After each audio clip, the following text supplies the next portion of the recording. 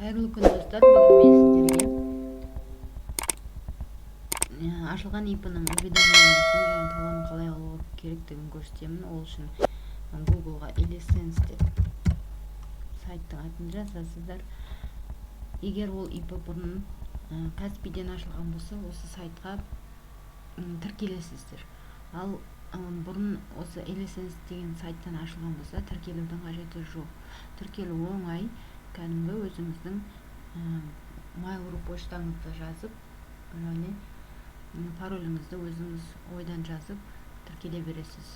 Ал войти деп қазір ECSP мен егов арқылы кіріп кетсеңіз болады. Портал электронного правительства дегенді басамыз. Войти с помощью ECSP.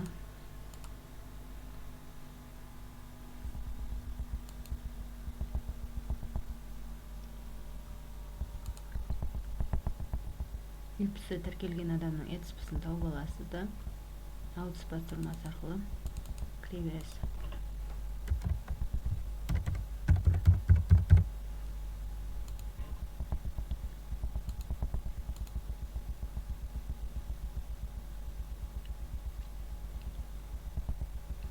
Міне осындай бет ашылады. Осы жерде личный кабинет деген жерге барсаңыз, мои история заявления полученных услуг деген бөлімге барасыз, және осы жерде уведомление дегенге барасыз. Енді осы жерде лупаның үстіне бассаңыз, соңғы ашылған ИП-ны үстіне барасыз. Бұрынғы ашылғандары болады. Сізге соңғысын ашып қарайсыз лупаны. Және мінекей болды. Осы жерде скачать уведомление дейсіз.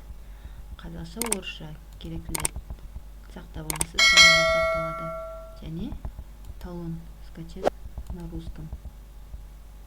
Болды. Видеом сіздерге пайдалы болса, лайк басып, комментарий қалдырып, мені қолдап кетуді ұмытпаңыздар. Рахмет.